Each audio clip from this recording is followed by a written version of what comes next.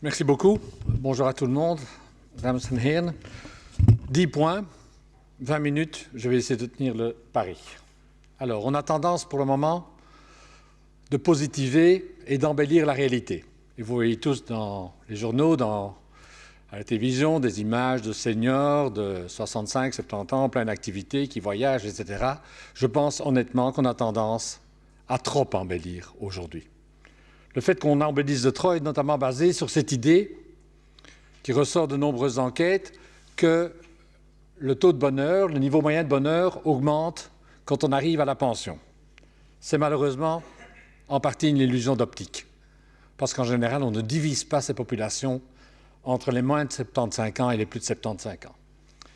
Et quand on a un échantillon assez grand, on constate qu'effectivement, le niveau moyen de bonheur remonte à 65 ans, mais c'est qu'il descend très fort à partir de 75 ans et que c'est la tranche d'âge qui a le score moyen de bonheur le moins élevé de toutes les populations.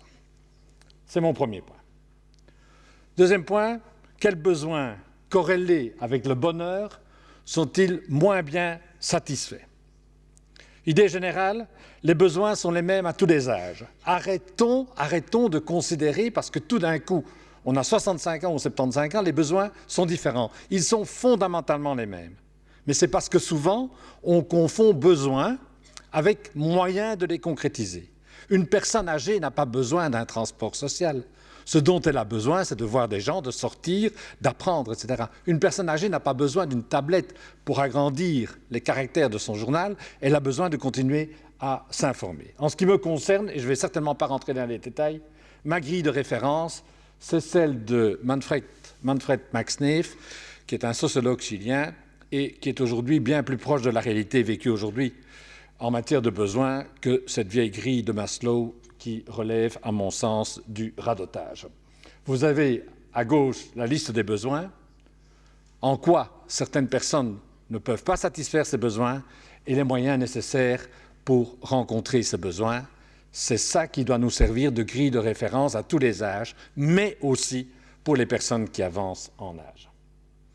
En tout cas, certitude, la solitude, vous avez vu le tableau précédent, ça c'est clair que c'est quelque chose qui revient dans toutes les enquêtes et au plus on descend sur le terrain, la souffrance liée à la solitude, d'ailleurs pas seulement aux âges avancés, est la question centrale de notre société et qui me semble sous-estimée dans un certain nombre de politiques qui effectivement relèvent plus dans ce cas-là des régions ou des communes.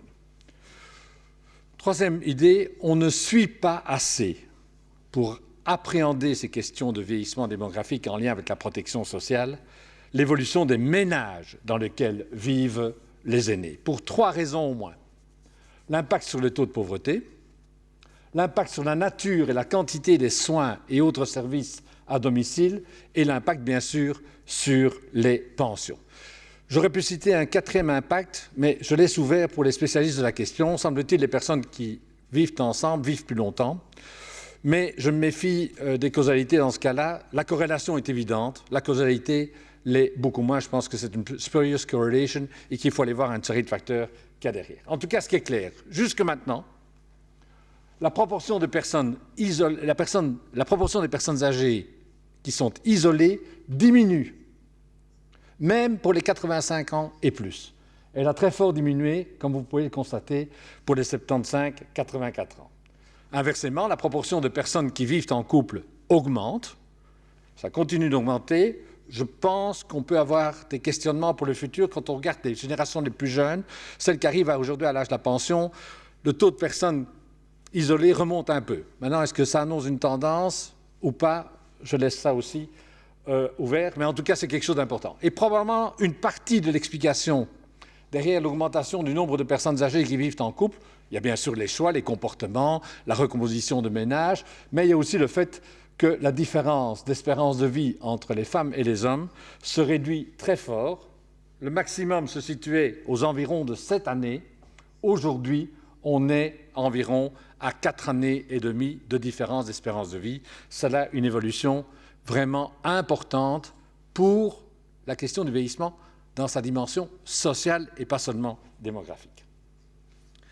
4, venons-en aux questions d'âge. Les catégories d'âge n'ont pas beaucoup de sens, autre que pour les pensions, où là, évidemment, il y a un âge administratif. Parce que pour le reste, en matière de santé, qu'est-ce qu'on constate? C'est que jusqu'à maintenant, je suis très prudent ici, et d'autres personnes interviendront plus tard sur comment est-ce qu'il faut traduire de jusque maintenant, l'état de santé moyen à un âge donné s'améliore. Alors, tout le monde connaît la fameuse statistique qui est communément utilisée aujourd'hui, qui nous vient d'Eurostat, à partir des données d'Eurostat sur l'espérance de vie sans incapacité. Voilà la tendance observée. Ce graphique, qui est déjà lissé, montre en tout cas une chose, c'est qu'il faut se méfier des mouvements de court terme. Quand je vois des personnes parler longuement parce qu'entre 2014 et 2015 ou 2015-2016, il y a un recul de 0,2% d'espérance de vie sans incapacité, il faut se méfier, hein, parce que vraiment, ce qui est important, c'est les tendances. Autre raison pour laquelle il faut se méfier, c'est que les sources de données sont parfois différentes. J'ai ici comparé pour 2013 l'espérance de vie sans incapacité à différents âges entre l'enquête Silk et l'enquête Sensano. Je pense qu'il y a quelqu'un tout à l'heure qui intervient. Vous verrez en tout cas pour certaines, et notamment pour les femmes à 65 ans, les différences ne sont pas dans les intervalles de confiance. Et donc, faisons très attention à ce genre de données. N'interprétons pas des mouvements de courte durée parce qu'ils sont, à mon avis, rarement significatifs, en tout cas pour le moment. C'est la raison pour laquelle, 5e point, je recommande de s'intéresser un peu plus aux dépenses de santé qui, par leur nature et leur quantité, sont plus objectivables et, à mon avis, peuvent nous dire beaucoup plus que ce que nous disent les indicateurs d'espérance de vie sans incapacité. Tout le monde connaît cette fameuse courbe. Oui, je signale ici que les données ne sont pas des données pour l'ensemble des mutualités. Je les ai obtenues au travers des mutualités chrétiennes, mais je pense que ça devrait être généralisable et la courbe, de toute façon, a la même allure, quelle que soit la mutualité. Donc vous avez effectivement cette explosion très forte de dépenses de santé par tête, grosso modo à partir de 75 ans. Hein? C'est très clair, c'est quelque chose de connu. Ce qui est beaucoup moins connu, et à mon avis beaucoup plus significatif, c'est cette courbe se déplace vers la droite. Vous avez ici la même courbe en termes relatifs, donc exprimée en indice dépenses des personnes de 50 ans égale à 100. Vous voyez que la courbe se déplace vers la droite. Qu'est-ce que ça veut dire que cette courbe se déplace vers la droite? Ça veut dire que pour un âge donné, les dépenses de santé relatives ont tendance à diminuer. Ce qui complète effectivement, ce qui est une autre manière de voir le fait que jusque maintenant, l'espérance de vie sans incapacité s'améliore, ou en tout cas, jusque maintenant, le trend est positif. Évidemment, il faudrait une journée entière pour aller voir ce qu'il y a derrière ces chiffres. Il y a plein de questions méthodologiques qui se posent, mais je pense qu'approcher la question du vieillissement au travers de l'analyse fouillée de ce genre de courbe et surtout du déplacement de la courbe vers la droite me semble beaucoup plus intéressant. Le graphique que je viens de montrer ne montre pas assez à quel point ce glissement est important. À structure d'âge égale, celle de 2009, les dépenses totales de santé en 2018 auraient été de 9% supérieures. Donc cette idée qu'il y a un glissement vers la droite, que l'état de santé moyen jusque maintenant s'améliore à un âge donné, a quand même un impact extraordinairement important. Maintenant, il faudra aller beaucoup plus loin. Je pense d'ailleurs que cet impact est beaucoup plus élevé parce qu'il y a un problème qui parasite, enfin pas un problème, une donnée qui parasite un peu cette analyse, c'est qu'il y a de plus en plus de personnes en maison de repos et ces personnes, évidemment, coûtent beaucoup plus cher qu'une personne équivalente de même état de santé à domicile. Mais je ne rentre pas dans les détails. Venons-en maintenant à une des conclusions de ce genre d'approche, c'est qu'il n'y a pas de tsunami démographique. Il n'y a pas de tsunami démographique. En général, on se contente, je vais le dire comme je le pense, beaucoup de discours politiques et autres radotent avec les plus de 65 ans, les plus de 75 ans, les plus de 85 ans. Jusque maintenant, en tout cas, ça n'a pas de sens parce que l'état de santé moyen s'améliore. Et si on tient compte de ce glissement de la courbe vers la droite, on obtient une évolution des populations qui nécessite effectivement plus de soins, plus de services, beaucoup plus limitée que le tsunami démographique qu'on nous présente en général. Revenons à la question des pensions et du recul de l'âge de la pension, de la retraite. Je ne vais pas faire plaisir, à mon avis, Jean Hendricks qui me succède dans un instant, mais je vais quand même le dire. Je vous avoue que je suis très sceptique sur l'argumentation macroéconomique, politico-économique avec lequel on nous a servi cet allongement, le fait de retarder l'âge de la retraite. Premier argument qu'on nous a servi en long et en large. Tout le monde a proposé, je me souviens encore même de ministres qui ont commenté ce graphique lors d'émissions télévisées. Qu'est-ce qu'on nous montre en général? De dire, vous savez, ne vous inquiétez pas de l'allongement de l'âge de la retraite. Une comparaison internationale montre que les pays où le taux d'emploi de 55-64 ans est bon, eh bien, c'est aussi les pays où le taux d'emploi de 15-24 ans est bon. C'est vrai, vous avez une corrélation sur les dernières données de 2018 d'Eurostat, vous avez une corrélation de 0,47 qui est significative et donc qui est effectivement une corrélation plutôt élevée. Mais c'est l'exemple même de ce qu'on appelle une spurious correlation. C'est-à-dire que derrière cela se cache quelque chose qui est évident à comprendre,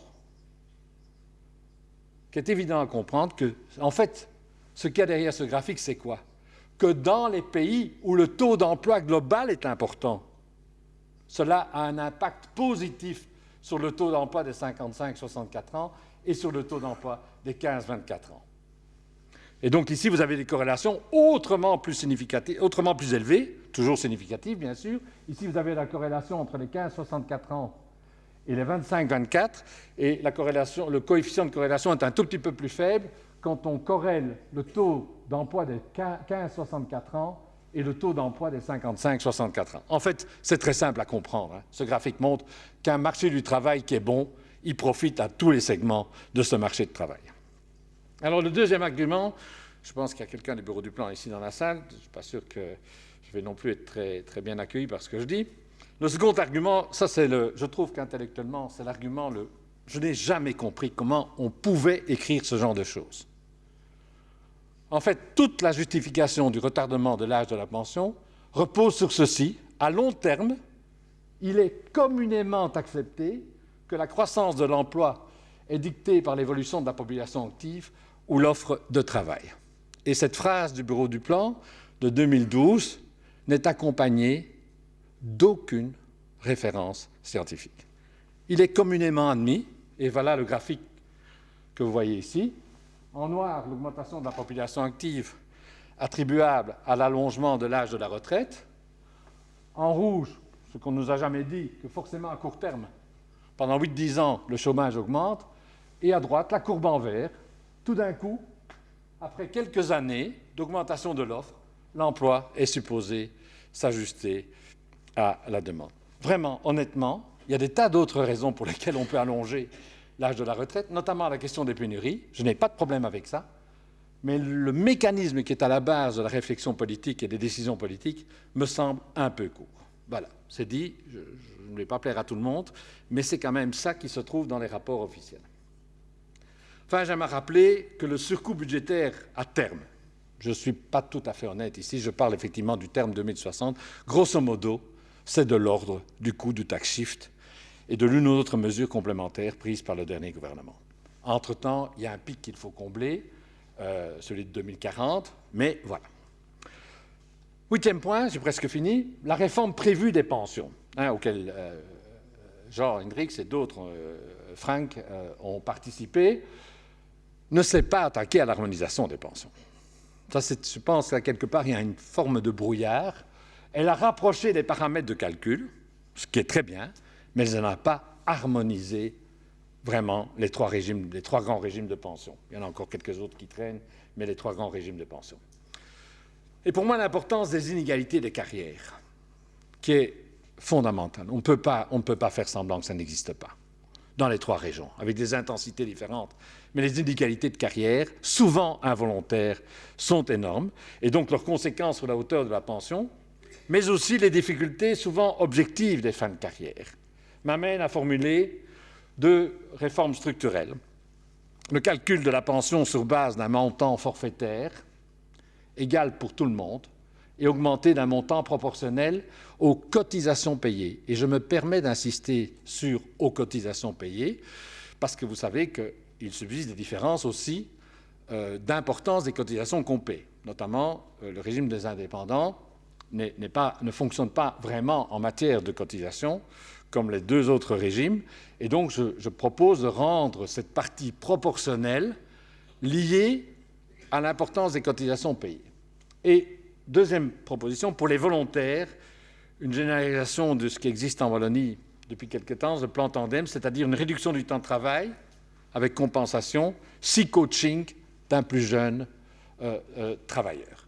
Et je vais être très honnête avec vous, ceci concerne plutôt les personnes qui n'ont pas d'énormes capacités. Parce que les personnes qui ont d'énormes capacités, aujourd'hui, allongement ou pas de la carrière, elles veulent continuer à être actives et à s'intégrer dans toutes sortes d'activités, parfois professionnelles, parfois semi-professionnelles, parfois totalement volontaires. Et questions qu'il faut affronter, je me souviens des débats à l'époque du plan global de Dehaene, soit on plafonne cotisations et prestations, soit on déplafonne les deux. Et moi, je suis très clairement dans la perspective de déplafonner les deux. Et le fait de déplafonner les prestations pose évidemment moins de problèmes dès lors que demain, la pension serait calculée sur une base fixe, complétée par une part proportionnelle. En tout cas, voilà, oui, c'est ça. 9. Déplafonner tout est plus intéressant que de continuer à soutenir fiscalement l'épargne à long terme. Et là, je suis effectivement... je vais très loin, j'en ai bien conscience, mais je vais expliquer en 2 mots pourquoi je dis cela. C'est que, honnêtement, aujourd'hui, quand on voit les rendements possibles et les rendements prévisibles pour tous les plans d'épargne, second pilier, mais surtout le 3e pilier, je me demande vraiment si c'est un argent correctement investi, d'inciter les citoyens à investir dans des plans d'épargne dont le rendement aujourd'hui et le rendement prévisible est inférieur à l'inflation. Voilà. Et enfin, dernier point, il faut rappeler que les inégalités accompagnent les parcours de vie, mais que leurs impacts tendent à s'amplifier avec l'âge. Inégalités, vous les connaissez, propriétaires ou pas, seul ou en couple. Est-ce que je dispose ou pas d'une épargne? Est-ce que le réseau social est plus ou moins dense et soutenant? Est-ce que je suis en plus ou moins bonne santé? Et ici, je vais encore aussi être dur. Bon, il arrive à un âge, c'est le cas de le dire, on peut se permettre d'être un peu plus direct. Je trouve honnêtement qu'il y a une bonne dose d'hypocrisie dans notre société. Et je vais vous donner 3 exemples. Premier exemple, vous pouvez ouvrir n'importe quel magazine, discours politique, etc., président de CPS qui s'adresse aux personnes âgées de sa juridiction. Qu'est-ce qu'il va dire? Il faut être entouré.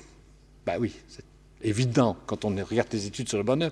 Être entouré est une condition sine qua non pour atteindre un certain niveau de bonheur. Mais pensez qu'une personne seule à 50 ans, et je peux vous dire que dans nos villes, il y en a, hein, des personnes seules, des hommes invalides, seuls, des chômeurs, seuls, des femmes seules d'un certain âge, en mauvaise santé. Pensez que tout d'un coup, une personne seule à 50 ans va développer un réseau social à 75 ans, permettez-moi de ne pas y croire. La raison pour laquelle il faut commencer la lutte contre les inégalités bien avant que les personnes n'atteignent 65 ans. Ignorez que dans les conditions actuelles d'évolution des pensions et de la vie, des coûts de la vie, plus de pensionnés devront demain être aidés par les CPS, c'est se mettre dans la tête dans la sable. C'est évident. Même si les CPS ne donnent pas l'agrappage, je le sais bien évidemment, mais ils donnent un tas d'autres aides, je pense que le nombre de demandes au CPS de personnes âgées va augmenter aux conditions actuelles. C'est une des raisons d'ailleurs pour lesquelles je propose de fixer les pensions à partir d'une base commune à tout le monde et d'un supplément proportionnel aux cotisations payées pendant la carrière. Alors il faut expliquer aujourd'hui que beaucoup des pensionnés qui vivront très vieux utiliseront toute leur épargne, y compris leur logement, et n'auront donc plus grand-chose à léguer. Pour l'immense majorité des personnes qui vivront longtemps, il n'y aura plus d'épargne, il n'y aura plus de maison à léguer. Et là, c'est un shift culturel qui, à mon avis, doit être encouragé, doit être explicité, parce que c'est comme ça. Il n'y aura pas moyen de faire autrement. Si vous vivez jusqu'à 90 ans, à un moment donné, vous n'avez plus d'épargne mobilière, vous devez passer par une forme de transformation de votre immeuble, que ce soit par un viager ou toute autre formule. Il y en a plein aujourd'hui. Et ça, il faut oser le dire. Il faut préparer l'opinion. Ce n'est pas seulement le paiement des pensions, c'est aussi préparer l'opinion à ce genre de choix extrêmement difficile où beaucoup de personnes, en tout cas les personnes très âgées aujourd'hui, souhaitent encore, comme on dit, laisser quelque chose aux enfants. Conclusies. Een bredere sociale demografische benadering is nodig. Alors il va être nécessaire d'avoir une approche sociodémographique vaste plutôt que de se contenter de se concentrer sur l'espérance de vie. Les développements sociodémographiques ont un impact sur la sécurité sociale, mais aussi sur les CPAS, les services sociaux régionaux et bien d'autres choses encore. Ce débat doit donc tenir compte des doutes, parce que moi j'ai des doutes, je vous le dis, sur les valeurs et l'intérêt en fin de compte de certains systèmes fiscaux et parafiscaux tels que les plans de pension additionnels et d'autres. Un prof de l'UGent qui a encore montré il y a 2 semaines que les aides pour le maintien de travailleurs âgés étaient de l'argent largement gaspillé. De pensioenen van morgen moeten gebaseerd zijn op een... Les travailleurs d'aujourd'hui devront recevoir une pension de base demain, complémentée en fonction de ce qu'elles auront cotisé tout au long de leur carrière. Cinquièmement, il est important de prendre à bras le corps tout au long de la carrière, et non seulement à la fin, et on ne peut donc pas se contenter de se concentrer sur le financement des pensions. Merci pour votre attention.